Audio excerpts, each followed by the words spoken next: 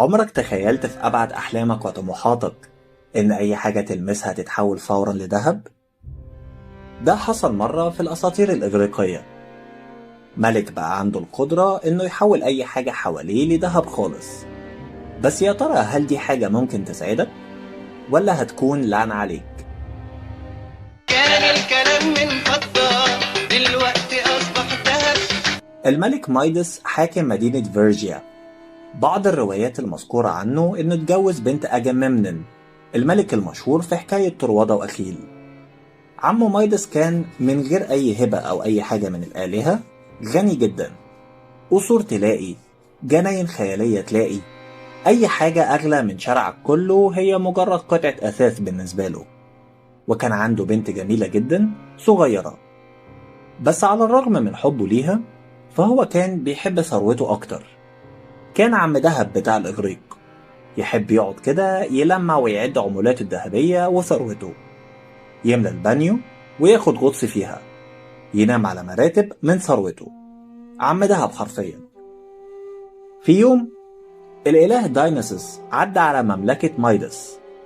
دايناسوس ده كان إله الخمر والهاء والماء هناك، وكان معاه حشيته.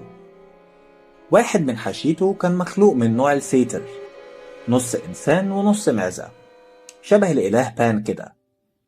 اتأخر عن مسيرة دايناسوس، كان اسمه سيلانوس. سيلانوس كان تعبان من المشي وحب ياخد قيلولة سريعة، فنام وسط حدائق مليانة زهور وورد وحاجة جنة خيالية كده. بس المشكلة إنها كانت تبع قصر الملك مايدس. بس مايدس ما كانش وحش، بالعكس كان مضياف جدا معاه ودعاه إن هو يقضي كام ليلة يستريح فيها في قصره. بعدين رجعه لدايناسوس اللي كان شاكر ليه جدا، ووعده ينفذ له أي أمنية يتمناها على الفور.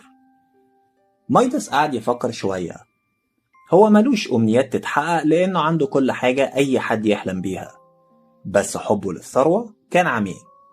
كان طلبه أتمنى أي حاجة ألمسها تتحول لذهب. دايناسوس حذر مايدس من أمنيته وطلب منه التفكير فيها تاني، بس كانت الفكرة خلاص احتلت دماغه ومش عايز أي أمنية غيرها. يهديك يرضيك مفيش فايدة. فما كان من دايناسوس إلا إنه يقوله من بكرة أمنيتك هتتحقق. اليوم التاني مايدس صحي شغوف جدا بإنه يشوف أمنيته اتحققت ولا لأ. مد إيده لطاولة صغيرة جنبه، وأول ما لمسها اتحولت لذهب على الفور، بقت طاولة ذهبية.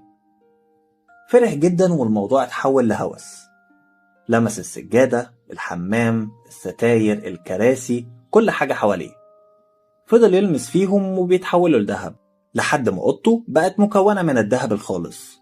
مايدس تعب جدا من فرط المجهود والسعادة اللي بذلهم وحب يستريح شوية. قعد على كرسيه وقطف وردة يشمها، فتحولت لذهب هي كمان.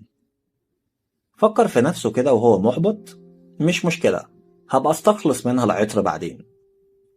قعد يفطر ولسه بنقول بسم الله، راح رغيف العيش اللي ماسكه بقى ذهب، كوباية المية بقت ذهب، لحم الخنزير صعب تمضغه لو كان هو كمان ذهب. وسط حيرة مايدس وخوفه بنته دخلت عليه الأوضة. مايدس جاي بيحضنها، بنته بقت تمثال من الذهب. وساعتها عرف مايدس إن أمنيته تحولت من هبة للعنة خالصة ذهبية. ساعتها رفع إيديه للإله دايناسوس وفضل يصلي ويدعي إنه يرفع عنه اللعنة دي. دايناسوس أشفق عليه وقال له يروح لنهر معين ويلمس تربته، ساعتها اللعنة هتتشال. أرضية النهر ده بقت من الذهب الخالص، بس اللعنة اتشالت. وده بيفسر أسطورة تانية، إن الناس لقت ذهب كتير في منطقة النهر دي. كمان دايناسوس رجع بنت مايدس لطبيعتها، ومن ساعتها مايدس حاول يكون أب وملك أفضل لشعبه وبنته، بل وكمان شارك ثروته العملاقة معاهم والناس حبته جدا. في روايات تانية بتقول إن أبولو غضب على مايدس بسبب اختياره المسبق لدور في مسرحية معينة، ولعنه بإن ودانه تبقى ودان حمار، دليل على الغباء وانعدام الذوق الفني.